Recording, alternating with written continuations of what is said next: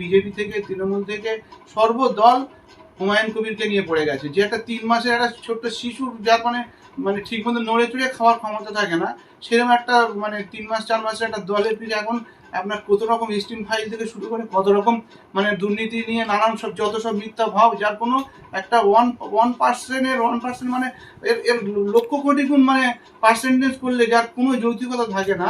হ্যাঁ, সেই সেই মানে সেই একটা মানে মানে দলের এরা তার পিছনে লেগে গেছে। যে সাথে আমাকে এটাও বললো যে দাদা আপনি প্রার্থী হলেন, আমরা একটু যদি জানতাম খুব ভালো হতো। তো যাই হোক, শীত তো বছর বছর আসে, ভোটও আসে, আমরা আপনার সাথে আছি। আপনি যেহেতু আমাদের সাথে আছেন ডাক হাঁকায় আর থাকবো। এখানকার চন্দ্রতলা যে আমজনতা উন্নয়ন পার্টির যে এই যে এসআইআর যে নাম বাদ গেছে, তারা যে কিভাবে তারা একটা সুষ্ঠুভাবে তারা ভোটার কার্ডটা ফিরে পায়, তাদের চিন্তাভাবনা তাদের কাগজপত্র নিয়ে ব্যতিব্যস্ত অনেকটা ছিলাম। দিদি বলবে আমি অনেক বক্তব্য দিয়েছি যে আমার এখন প্রচার মেন হলো যে এসআইআর যে সমস্ত নাম বাদ গেছে তাদেরকে ভোটাধিকার, তারা যে প্রকৃত ভোটাধিকার আর তাদের যে প্রকৃত যে ভোটার সেইটা পাইয়ে দেওয়া, সেই প্রচেষ্টা আমি করেছি। তার সাথে সাথে আমি আমার আহ্বান আমি চণ্ডীতলা বিধানসভা ভোটারদেরকে বলেছি যে আপনারা নির্দ্বিধায় নির্ভয়ে এই আমজনতা উন্নয়ন পার্টি অর্থাৎ 5 নম্বর বোতাম টিপে আপনারা ভোট দিন।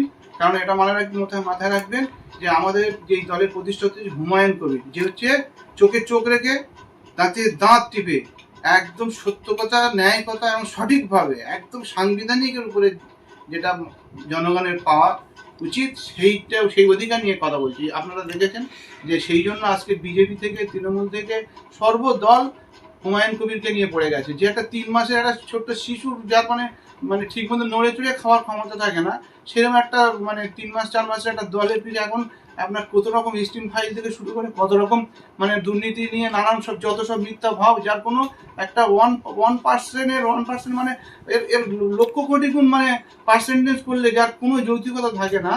হ্যাঁ,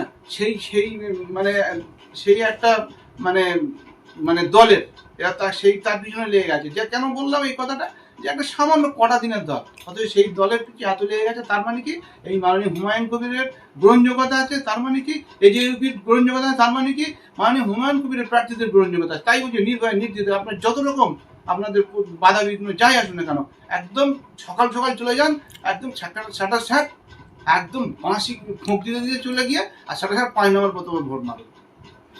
আচ্ছা, আপনাদের বুথের এজেন্ট নিয়ে কোনো সমস্যা হয়েছে নাকি? নতুন পার্টি বুথের এজেন্ট নিয়ে কোনো কথা বলবেন? চাপ তো সব দিক থেকে আছে, আপনারা নানান রকম মিডিয়াতে দেখছেন, নানান কিছু আছে, ঠিক আছে। তো আমরা এজেন্টের উপরে মূল ভরসা না, আমরা এবারে একদম নতুনত্বভাবে আমরা ভোট করি। যেহেতু এই যে এবারে যে ভোটটা একদম যেভাবে বুথ হয়, যেভাবে নানান রকম যে গাইডেন্স যে দেওয়া হয়েছে, সেই গাইডের উপরে কিন্তু যেভাবে স্বচ্ছতা আমরা আশা করছি, অর্থাৎ আমাদের এখন এজেন্টটা মেন নয়। আমরা এজেন্ট দিয়ে কোনো রকম যদি কোনো এজিপির গায়ে কালি আসবে, সেই কালিটা থেকে দূরে রাখার জন্য আমরা এজেন্টের দিকে অত বুঝতাম। তারপরেও কিছু আমরা এজেন্ট দিয়েছি, যাতে করে কি হয়, মানুষ আমাদের যে বলবে যে এজেন্ট দেয়নি মুখ দেয়নি, তা না, আমরা সবই পারি, তার একটা নমুনা দেখালাম।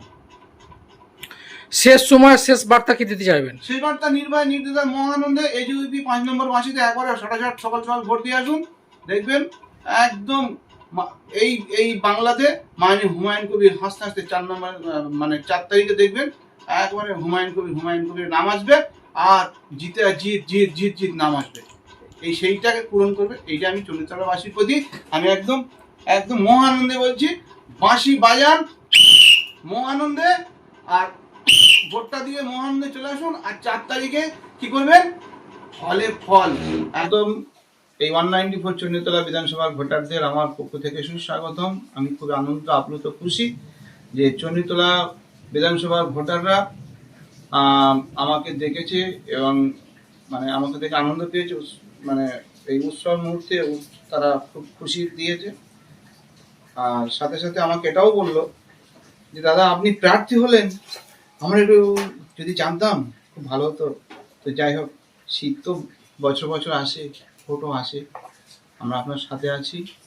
আপনি যেহেতু আমাদের সাথে আছেন ডাক হাঁকায় আর থাকবো। মানুষের কেমন দেখলেন যে আপনার প্রভাব কেমন আছে? হেভিওয়েট আপনার তৃণমূল, হেভিওয়েট বিজেপি, তার সঙ্গে আছে আপনার নির্দলও আছে, তার সঙ্গে আপনার কংগ্রেসও প্রার্থী দিয়েছে। দেখেন তো এত প্রার্থীর মধ্যে আপনার যে একটা নতুন প্রার্থী, সেই নতুন প্রার্থী হিসাবে মানুষ কি বলছে? দেখুন 8টা প্রার্থী আমার চন্দ্রতলা এসিতে 8টা প্রার্থী আছে, তার মানে সবাই জিতবে না, একজন জিতবে। এবার সেই জেতার সবাই আশা করেই তো নেমেছে জেতার জন্য। তো আমি তো জেতার আশাই রেখেছি, যদি সেভাবে ভোটটা দেয়, সেভাবে কাউন্টিংটা হয়। তো জেতা হারাটা বড় কথা নয়, আমি চণ্ডীতলাবাসীর সাথে আছি, এটাই আমার বড় আনন্দ। এবং চণ্ডীতলার ভোটাররা আমার সাথে আছে। এই যে যোগাযোগ, কথাবার্তা, হাসি মুখে যে আনন্দ উৎসবের যে সৌহার্দ্য বিনিময়, এটা এটাই আমার ফিউচার, এটাই আমার আনন্দ।